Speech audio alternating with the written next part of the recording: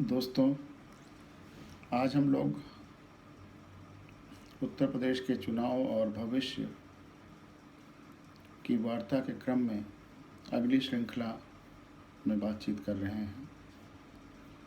इसमें आप लोगों से जो अनुभव हुए, आप लोगों के जो प्रश्न आए, इन सब पर भी हम लोग चर्चा करेंगे और करते ही रह रहे हैं। चुनाव बिल्कुल अब आ ही गया है। 10-15 दिन में ही पहले चरण का चुनाव होने वाला है। अक्सर ये सवाल लोग उठाते हैं जब हम लोग कहते हैं कि अच्छे चरित्रवान, ईमानदार, संवेदनशील व्यक्ति को चुनिए, तभी देश खुशहाल होगा। तो लोग ये सवाल उठते हैं कि हम कैसे चुनें कि कौन अच्छा है, कैसे जानें कि कौन अच्छा है। इसका सबसे बड़ा एसिड टेस्ट तो ये है कि आप अपने अनुभव के आधार पे जानिए कि कौन सबसे अच्छा है। इस आधार पर मत जानिए कि किसका सबसे ज़्यादा प्रचार हो रहा है या किसका अखबारों या मीडिया में सबसे अच्छे रूप में प्रसारित किया जा रहा है, क्योंकि मीडिया में प्रचार प्रसार धन और संसाधन के द्वारा किया जा सकता है, मैनेज किया जा सकता है। लेकिन आपके पास का प्रत्याशी जिसको आपने पिछले जीवन भर देखा है, जिसके आचरण को, चाल चलन को देखा है, आप अपने उस अनुभव पर जोर दें, उस पर ध्यान दें, उस पर विश्वास करें और उसी आधार पर चुनें, न कि मीडिया द्वारा क्रिएटेड इमेज पर, मीडिया द्वारा बनाए गए इमेज पर या अति प्रचार के बाढ़ में आकर के आप किसी को अच्छा मान लें और वोट दे दें। अगर आप पैसा लेकर के या शराब के आधार पर वोट देते हैं तो ये भी बहुत ख़तरनाक है। आप छोटे से फ़ायदे के लिए एक बड़ा नुकसान करते हैं। आप 100 रुपये का तो फ़ायदा पा जाते हैं, 500 रुपये का तो फ़ायदा पा जाते हैं, लेकिन अगर आपके पास सड़कें ख़राब रहती हैं, लॉ एंड ऑर्डर ख़राब रहता है, आप असुरक्षित महसूस करते हैं, तो 5 साल में उस असुरक्षा और बुरी व्यवस्था कीमत इस 500 और 1000 रुपये से कहीं ज़्यादा होती है। तो आप लॉन्ग टर्म में दूर तक के फ़ायदे में देखें, बहुत पास के छोटे छोटे फ़ायदों में मत उलझें। और एक छोटा छोटा बच्चा भी जानता है कि कौन अच्छा है, कौन बुरा है। बहुत सारे लोग जाति और धर्म की बात करते हैं। जाति और धर्म केवल चुनाव लड़ते समय वोट लेने के लिए, वोट बैंक के रूप में इस्तेमाल किया जाता है। लेकिन आपने पिछले कई चुनावों में देखा होगा कि अगर आपने अपने जाति वाले को या धर्म वाले को भी वोट दिया है तो उसने आपका भला नहीं किया। भला तो वही करेगा जो संवेदनशील होगा। छोटा छोटा बच्चा भी जानता है कि कौन अच्छा है, क्योंकि उसकी निगाह में जाति पात का अभी चश्मा उतना नहीं चढ़ा है, पट्टी उतनी नहीं चढ़ी है। तो अगर आपको समझ में ना आ रहा हो कि सबसे अच्छा कौन है, तो आप छोटे बच्चों से पूछ लीजिए, वह आपको सही राय दे देंगे। और अगर कुछ न समझ में आ रहा हो तो जो आपकी निगाह में सबसे अच्छा हो और सबसे कम प्रचार कर रहा हो उसको वोट दे दीजिए, क्योंकि जो करोड़ों रुपए खर्च करके चुनाव में खर्च करके जीतेगा वो अरबों कमाएगा। तो इसलिए, और जो बिना पैसे के चुनाव बेचारा लड़ रहा है, निश्चित ही उसे कमाने के लिए नहीं रहेगा, वो लोक सेवा के लिए, आपकी सेवा के लिए बाद में बेहतर तरीके से कर सकेगा। तो आप जो सबसे अच्छा प्रत्याशी और कम से कम प्रचार कर रहा है उसको तलाशिए, उसको वोट दे दीजिए। किसी भी पार्टी का हो, इंडिपेंडेंट हो। सवाल किसी पार्टी और इंडिपेंडेंट निर्दलीय प्रत्याशी का नहीं है। सवाल अच्छे से अच्छे लोगों को विधानसभा और लोकसभा में जाने का है। जैसा कि अंबेडकर साहब और राजेंद्र बाबू ने 26 नवंबर 1949 को संविधान पास करते समय कहा था कि जब तक अच्छे चरित्रवान, ईमानदार, संवेदनशील लोग चुनकर नहीं आएंगे, ये अच्छा संविधान भी लोगों को खुशहाल नहीं कर पाएगा।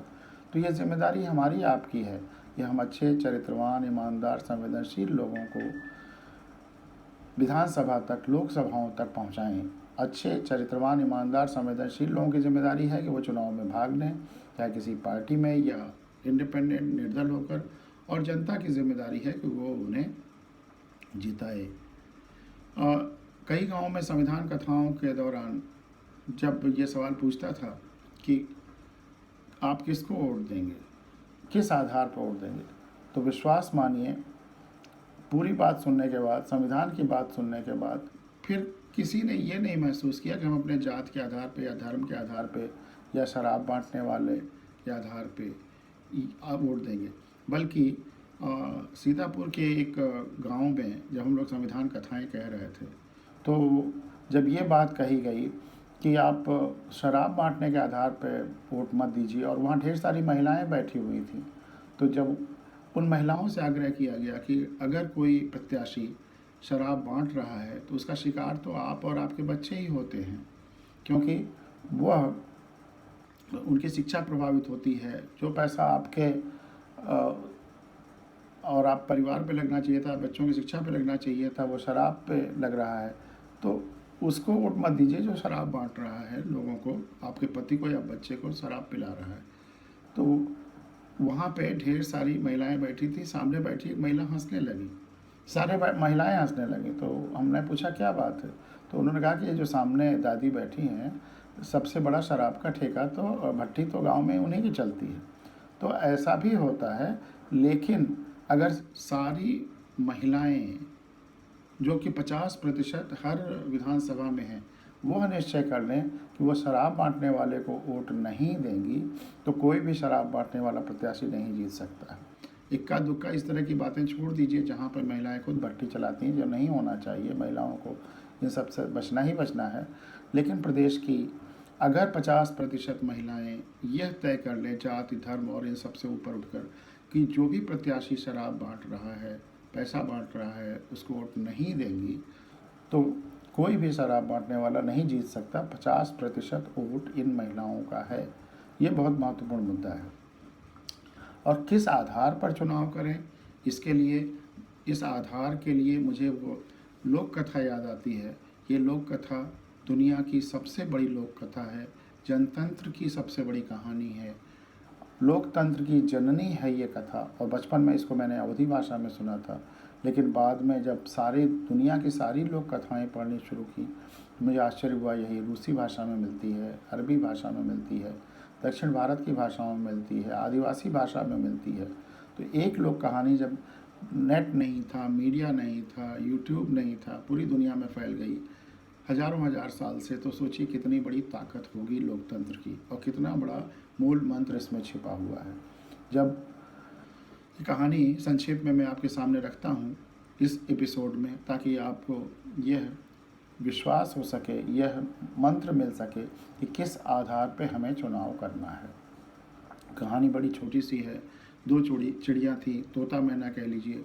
बहुत ढूंढने पे उन्हें एक दाल का दाना मिलता है, उसको वो दो हिस्सों में बांटने के लिए एक खूंटे से रगड़ते हैं।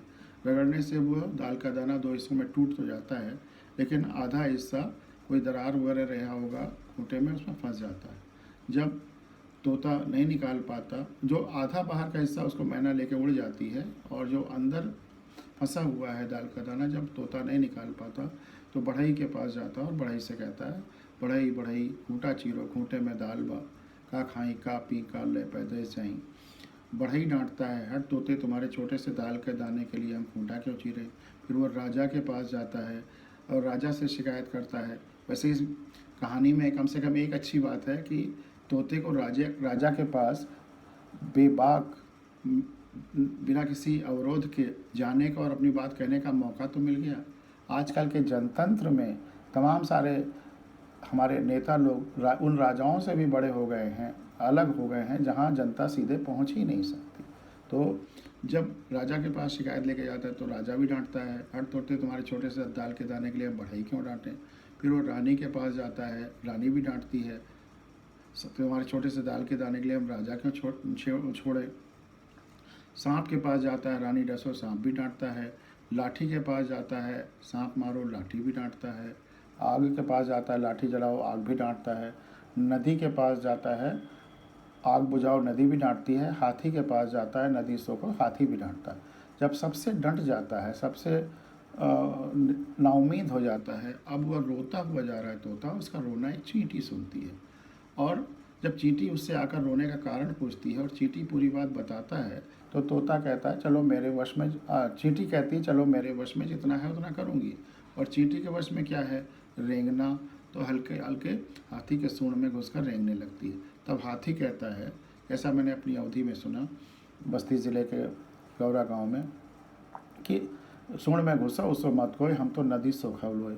और जब हाथी नदी सोखने जाता है, नदी आग बुझाने को तैयार हो जाती है, आग लाठी जलाने को तैयार हो जाता है, लाठी सांप मारने को तैयार हो जाता है, सांप रानी डसने को, रानी राजा छोड़ने को, और राजा बढ़ई डांटने को तैयार हो जाता है। इसका और इस तरह से तोते को दाल का दाना मिल जाता है। अब इस पूरी कहानी में जो पूरी दुनिया में है, आप गौर करिए कि सबसे ताकतवर कौन है? चींटी।